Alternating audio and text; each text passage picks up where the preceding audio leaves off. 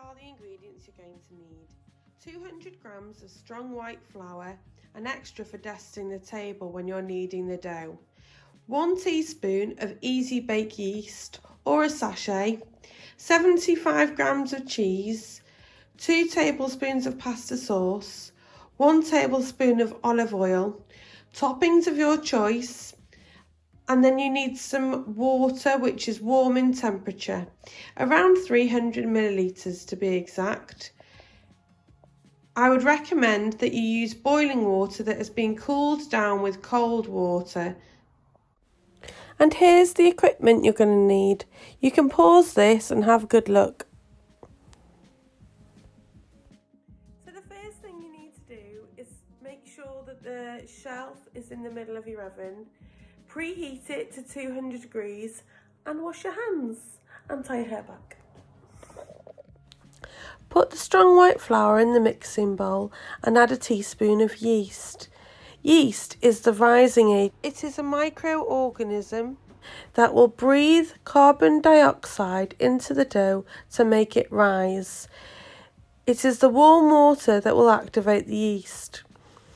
The tablespoon of olive oil, which is also added now, is to give the dough a golden colour and for extra flavour.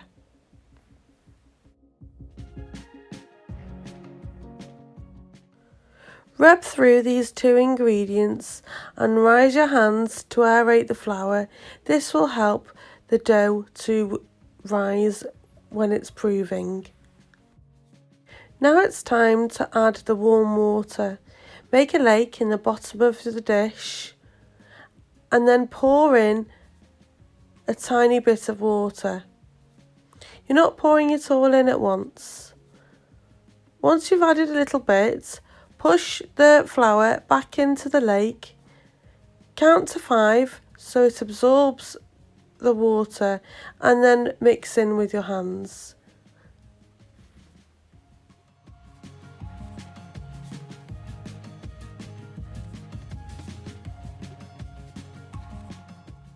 You're going to repeat this around 3 times. Keep making a lake and pouring in a little bit of warm water at a time. Always count to 5 so that the majority of the flour absorbs the water and your hands won't get so sticky.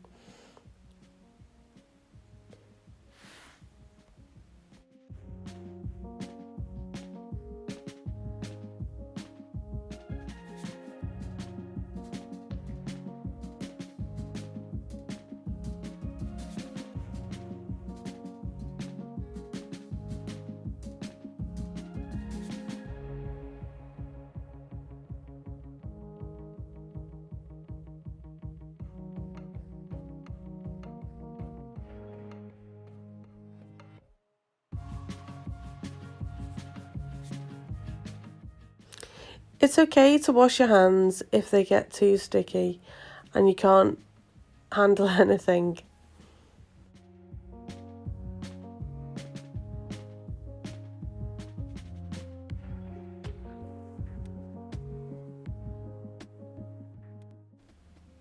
We're looking for a sticky, wet dough.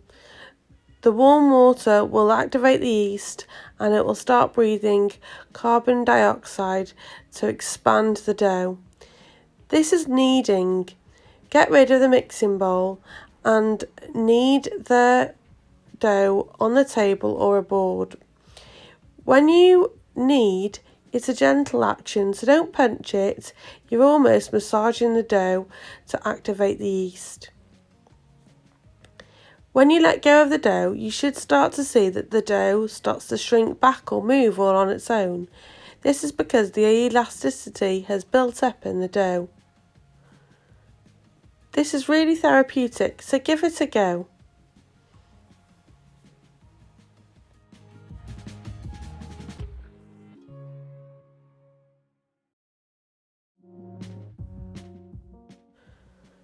Put the dough onto the baking paper and push out to the size that you want it. It can be a deep pan or a thin crust. Flip the dough every now and again, especially when you're kneading it out, so that it is nice and flat on both sides. Use the palm of your hand to press out from the middle so that you get the thickness that you require. You're then going to leave it on the baking paper while you prepare the toppings. This will allow the bread to prove, which means that the yeast is going to start breathing out carbon dioxide and making it nice and soft. Now it's time to make your toppings. So get a clean chopping board and a vegetable knife and start preparing what you want on top of your pizza. Today we're going for 1 red pepper, some pepperoni, some cheese and some black olives and mixed herbs.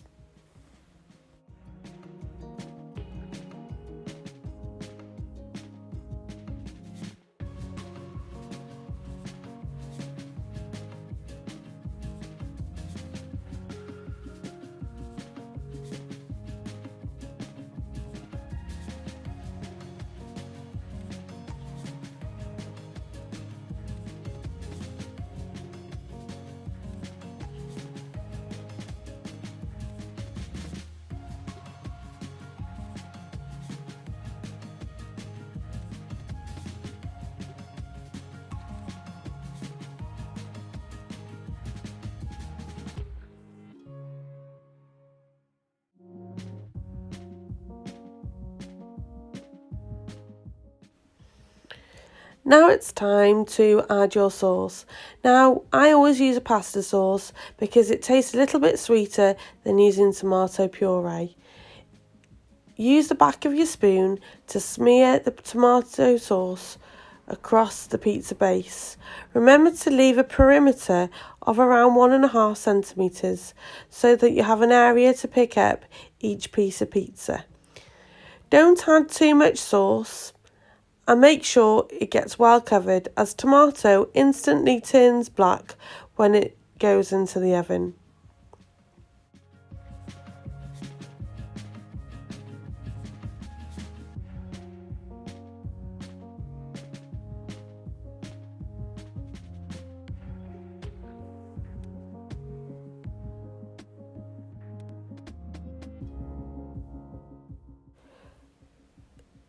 Sprinkle over the cheese quite thinly.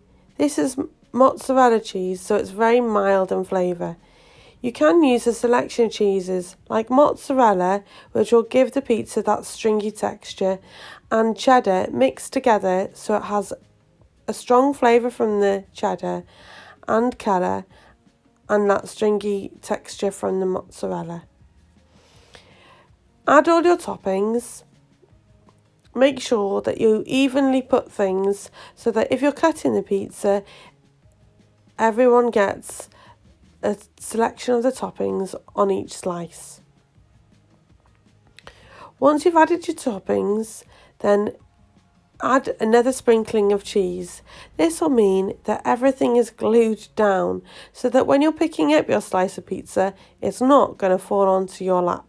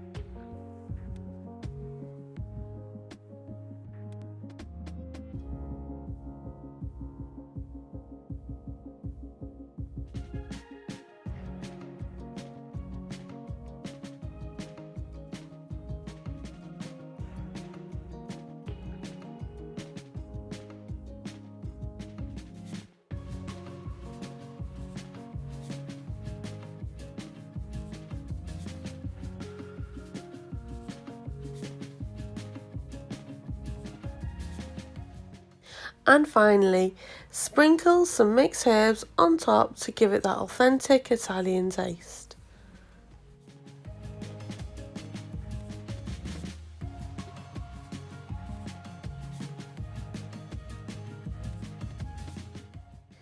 The pizza needs to be baked at 200 degrees on the middle shelf of your oven. Remember to use oven gloves when putting it in and make sure you're supervised by an adult. And now it's time to clear up.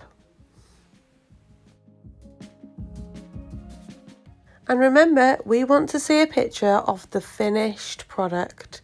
Post on Teams and like and subscribe to this channel. Way!